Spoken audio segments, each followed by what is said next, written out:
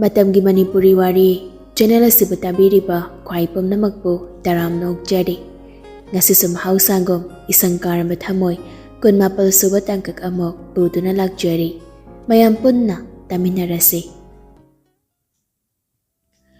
Yohendo machana chatkraba matong mandom jabo ningthina thambiramlaga station phangbude yaurugi haidana gari thodokduna thorakpani mana bajar khari hendorakpagi aduda Majana khongna sorok mataidoda chattuna leirambadoda kaigino khanna ngayak tingak mangak nana yengli tanjadu gari so khara chunba mapawi bagi kana thogat pasu yadre singthagi da chatpa oirati gari do thongalan thokpaga phangabani adubu maduda tongdadana mana makhongnu chatlambaduda yohendu ngakri sorok du wang mamada nanthokduna Karamada kakhatuna tongkibaduda yohendo garidu thaukibagi mahod sanana kakhatkriba gariduda hek mayoknana magi garidu khamle ngambabu man hanu ukre hek ubaga ningsingba ngamdrabaso mangambabu masak khangi maramdi ngamba magi maramgi mamitna phawba kanna yingjadaba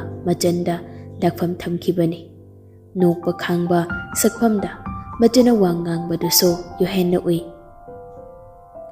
Shumyangambadagi phone lauthokduna call tawraga hangbani machana mabu uba magtada pakhatpa akibani punsinaduna tawriba sakfamda ubada yohendo ngaihakti walangangda lepliba fibamdu kaindana tuminna lei ngambasu sanana tawriba maongduda masu mamai leiduna yengakpada ure yohenbo sanado ngambada haifeting namnaga tampakta tariba phone du pairaga garigi thongdu hangduna ngambada walang amta hairamdana kumthakri ngambasu khamgi haidana tawbani adubu maso matangduda pangal thokpa ngamdre sanana mabungda amungtang kining lamlaga makhongdu laungna thangduna amuk hallaga yumromda chatkibado ngambaso yohenso yengduna leihori ngambado yohena mangonda wa khara hairakadra haina khanbani aduna garido ngayakti thaudana adum leibani adubu yohena munna amuktang yenglamlaga magi garida kakhatuna garidu thaukhre ngambasu minute muk leiraga garidu thauduna haidarakle yumda langpagi lambida sanada call tawi ahanba tawbada pairakte anirak shuba tawbadadi sanada paikhalakle nanggap tawdabra loitam chawda nang phubra ngammana call hek pairakpaga hangba wahangni asomdagi sanana khumnakle lakji Ado, aina fall tawruktrikaine call tawrukanu ko kaino nang haiduba aina haisene aina paw phawruktrikai engona paw phawrukana ado hairamlanga phone du kakre ngambana muk handona call tawbudadi switch off hairakli asumna tawma maong sini ngambana hek tawfam khangdribase yum yongba phawba thawrukpa garido matarang amadani mabungna phubiramgadra mamangda tawkiba dugum Jairam mayam ama magi hakjang na tahalam ga jahaiba wahang mayam si matanta hangjaraga masada phawra iba akibado naksenaba kana hotnaduna yum yorukpani mana yum yorukpada ngasi itha thajadana magi mayam baga mataimaga marai tongnanduna leiramli sanagi wakhaldo ngahak na thaiduna thamlaga karino irang langnari base haidana mamagi manakta changsenduna hanglakli ima Kadonarage, ako'y tamaga itay mga nadra. Mahani ne. Ado, kadorage ba? Kaino, kanay ra. Kangdi, ngasay dagin. Thong sangway masayade ra. Ako'y tubidi. School halak drin he. Baong nagay jakraba. Tabag jatkiban. Halak kada bawali na hayra ini na paso. Ngasay dagin, ay nagawrisi. Thong sangway bayade ne. Hay, acho ba? Thong sa ngoài bani ne karino nakhoi nai nari baduba akhoi du sutanong ne linthoi du ngambadon sindona wari sarambadagi thong thindona amuk ngasai dagi ngurung tawduna lainiba machanu pambu kawrakli handakti wangamna thongdu phat hangdorakli adugai sausang na chatkri ngammana mayambagi matung inakre linthoina mamaugi manakta leihori melai du kapluba male mamai mamit kado ingangangli Linthoina chaiboi kaiboi tawadona. Kaidonariro na khoibo. Kari hainabagino haibanida ngasaydi ngangngarise. Kaisu tawde ima. Tawnu isuna taragane nungaiba hangnade. Ngasi oiraso matungdade siguma thabakse amuk hana tawganu Phazana hainaraga yanaba ngangtani. Khonwang khatnaraga yaba natene. Lekai mamangdi kaije. Matung manaw siguma thabakse tawganu Ningthouja wahai kharando hairamlaga thokre. Somdana ngambana mayambabu tanarakli. Magi mayambasi sangba haiba mi nate. Yari makai nokfet ingna tapna leijabani. Adumagna mamana makonsiba makai thagatjabada benjadribani. Adubu ngasidi saure mamay mamit ingangang sali. Tama, kadongnarage. Asangmadu kharagi makaidi patharaga khomlakni wangamdo. Kashu tawdida. Naday magayinga jumna wa kharangang nambada mot manadabagi maray khara tawnabani. Nahan kayam tatawdraga kaigi tawnariba marayno. Kashu ginati kem khalunu. Ayna yanaba problem do solve tawgani. Nekanamta mathasagana. Tama. Yareba kashu tawroy. Kashu yana khanjangano. Matay manaway na layminarade nung padokso ngangnaba saknaba haibase masan tabani. Maduda yamluna su khanjalunuda. Mayambana hairiro yauna haidraba adudadi ngambado khangningabaso ngangduna hainaba yaroi haibadudi tawrudri maso mamay layduna magi kadoina lagli. Mathagidi sanagi matangda yamna saraga lakibani. Adubu yum yawrakpada ka hena sagatba natrabaso tawnaramlibaduna sanagi wakaldo karamakhaidi kawhalaga mayambaga matay magana saunariba asi kay matangi oiramba yai haiba wakal sedaoina ma phanakoina wakal thadabani. Adubu magi wakalna lamba phangdri. Kari maramgi oiramgadabano haiba ma khangdri. Namita silaklado phangba sanaso ipawam tahairakpa tawde. Mapaw amata sa tahandana tumin laikre. Ngambaso ngasay magi kada kakhalakpadagi haujuk phangba makada kumtharakdribani. Mapaso hala amani mamana mayambaga matay magagi wariso tamlamlagani. Asigumba matangda mapana haimba wasi yamna phazabani. Adubu ngasidi ngamba taning mapokodre. Problem gidi yanaba soydana silamlani. Anduna maso makana kumduna hangudrabaso khangli. Pung tarit mung tarakpaduda ngambado magi kadagi kumtharakli. Ngasigi thoibidu udri khanduna wangamgi kadamna chumjinglakli. Mana thongdo thengi tawbaga manungda ngangnarakpadu tarakli wangamna isong-song na hairi. Mele, aina dugi wado makha tarno hairdi tarno. Nangna ngangiba wado tabiyaba wayudi. Yare, makha tarno na aina haise nang yaw. Aina hairibase haidaba yadaba wani.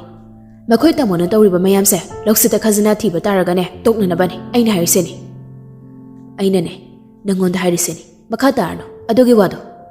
Nade ngaikone. Nangna duda ajogamna khanjalaga ngangidobo nade. Nangi kari walige. Aigi nakta nangna heklakwadagi nangi kari walage haiba. Nabukchaldo kharasu chawthokpa tamu. Ngambase nangi sinanauni. Mana tawba aina tawba chap manai. Nabukchaldo ka hena piksilakano ai hainade. Pukchal pikpagi wana tene aina haijise. Akhwegiso icha iso haiba malairibani. Icha se aina soyangam yawdanaba hayang awana yawdanaba nungaina layunaba aina silani. Yaraba natro? Yare, chalo, chakul thiu. Ima khoi chaklamambani. Ngammada wari tarambadagi phat mafamdudagi thorakle. Mana topa ka yawkibaga melay sukanagi thoraklaga chatkre. Ngambada wakal manungda tarit taran thongna khalakli. Ngangnariba warido mama pungphana khangba ngamdri. Magi maramgini haibasimadi maso angang machamakti nattabanina madumadi khangli. Adubu hena ngawribadi mana kari tawribagi magi karamba maramna ngangnariba wano haibasini. Wakal khanna mama khoigi kada lagli. Mapani chi mayam ama pothokduna yenglaga layrammi. Mamana nakanda kadang metuna wakal inung nungaitaba maongda layrammi. Machanupana changakpado bada mama sumapaso mangonda loini yenglagli. Ngamba sumamagi nakanda changsinduna phamlaga tapna hairakli. Ima akhoi mungsakada wiyawrage. Aina khangdaba kaino malay sa kaino. Ningthouja machanupada nungsini yenglagli Aduga makokta tapna nanthabiraduna kashu tawdeda karibu tawurdoino aigonda lotlaga adum thamba yaradro ima handakti manisu majanupadi inglekli andubu ma wadi nganglakte lenthoina majanupangi wakhum piraduna hairakli kashu leiba wanatise kashu khalanuda ichasidi handakti manina mangi loina miding dun hairakli mama chalo chaga sangsemna batawuro Lenthoi su machabu mungtang yenglamlanga hawatana thokre manina mangi loina bina thokrabada machanapa tombada yengduna hairakli Atomba aigidi dangsuna yambaso chakmane amana henba nate amana tab leite adogai pana nakhoi anibo ngasigi phibam asi yongnaba semakpa matamda man heli nangna heli haidana choichang olaga nakhoi ba semakpa yolakpa sunate khudingmang ipagi midingdadi chakmana bangaktani maramdi nakhoi animang aigidi changaktani mapa amoina machada michang mikhai naigadaba mapado aidinate nangi hakan changduna aina wangangi haiduna so nangna hena nayambadagi nuksi haiba leiba nate chakmana animang yamna koithokre maningi wando ngammana taningbadi maruiba pointo adu khaktani adu magi mapagi wadodi man hek tabada lausinba ngampa oidre manido wa hairambadagi wakhalamala aduna phamlambadagi hawgatuna phone paiduna machanupa halda phone tawduna hairakli mauga namaga nakhoi homso moyaka da law phone du thamkhraga machanupa tombada amuk onselakduna hairakli law law nangso mapa machani do mayaka tamna lakli makhoi ani na lakpa ngahak leimaga makhoi amsa changnakli linthoiga mileiga ma tongana phamli aduga mapa macha makhoi ahum mamana tongana phamli manina mayamdu da yingduna wanganglakli ai leitringai ngasi yamsida irang tawi harise kai tawbu yaure kaino nakhoi na haningbado hojik aina noina mangda leiringai da hairo Lenthoi do ngasai Manipuri ban hek lakpadagi yumgi paudo tamna bahaiduna hotnabani adubu mana wado tamba ngamdana manina wado thabat kaklakpaduda ngasaidagi mathwai inung nungaidana leirambani adubu hawjik ikhang khangawdana mayam kauraga wado hawdorakpaduda ingangagna Manipuri bading lagli wangamdi mamai non thakre ikaiba matawni mana utlibado Melay sa ngasay makai dumina leiraga makuna hawjikta khangaw hawdorakpaduda kumpham khangdana leikre Kanasa kashu khamagdrabaduda manina tamnana maming panduna hanglakli Hayo ni achawba Mau nang sayo kadawbagino Babong kashu lay bawanatida wadulo sinakre Wangam na mamay non taduna kamlakpani machana pa ahalge wado daranga manido masado sapaduda walap nga taranga Makong amagi matagda amalon kaduna tanggalanga sor asangwa mahondogladun hairakli Aina nambolda sagadoriba hotel sika sida murangda lairiba hotel sika nanawna napiangang thiraba matamda mabu sanahan ge haina khali sida noina kai hainingba ngamba gyan lai hawjikta ngasai matay maga mayambagan haina kiba wanda so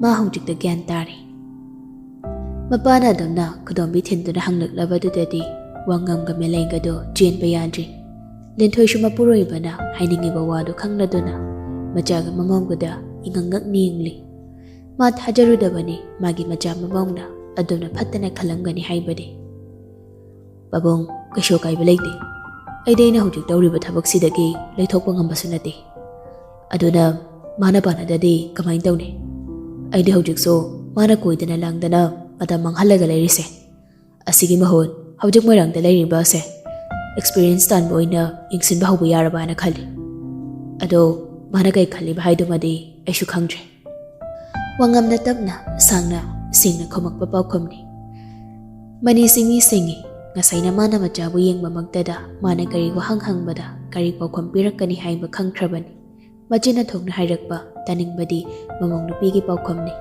mamong ding dun hairakli Mau, nangina kay khaliba. Melay do mabuk manungda ama khalnabaso mayam mamangdoda phongdokpa ngambagi panggal di leitri.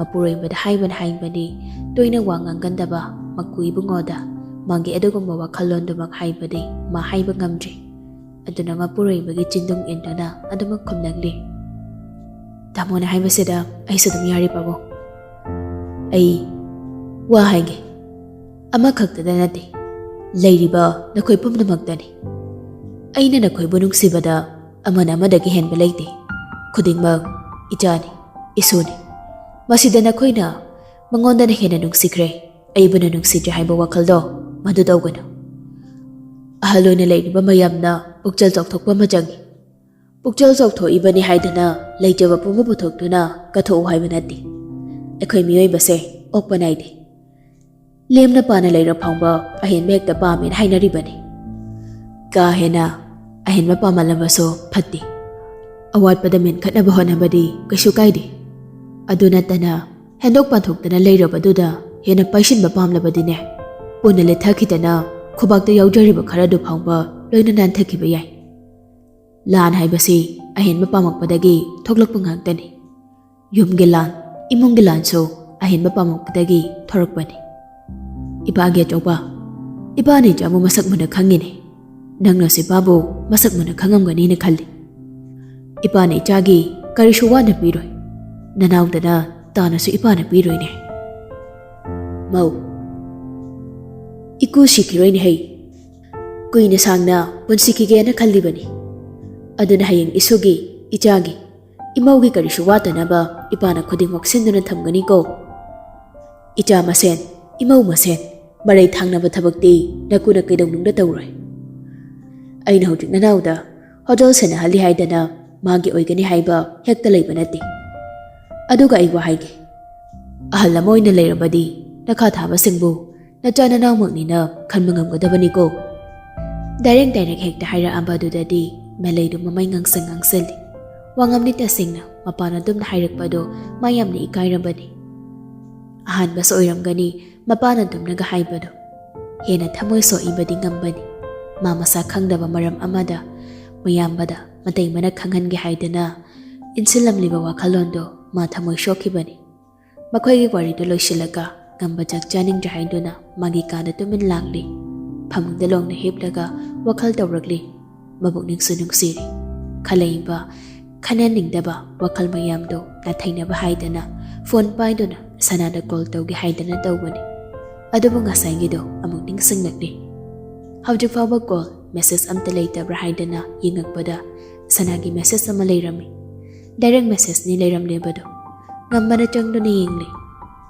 ꯁꯣꯔꯤ꯫ ꯀꯔꯤꯅꯣ ꯈꯟꯅ reply ꯄꯤꯒꯦ ꯍꯥꯏꯗꯅ type ꯇꯧꯒꯦ ꯇꯧꯔꯤꯉꯩ ꯕ꯭ꯔꯦꯗꯦꯟꯒꯤ call ꯂꯥꯛꯁꯤꯜꯂꯛꯂꯤ꯫ ꯉꯝꯕꯁꯨ ꯀꯣꯜꯗꯣ ꯄꯥꯏꯔꯒ loud speaker ꯑꯣꯟ ꯇꯧꯔꯒ ꯃꯦꯁꯦꯖꯇꯨ reply ꯄꯤꯒꯦ ꯍꯥꯏꯗꯅ ꯇꯧꯔꯤꯉꯩ ꯑꯁꯣꯝꯗꯒꯤ ꯕ꯭ꯔꯦꯗꯦꯟꯅ, ꯅꯪ ꯑꯩꯅ ꯇꯧꯔꯤ ꯄꯥꯎꯁꯦ ꯈꯪꯉꯕ?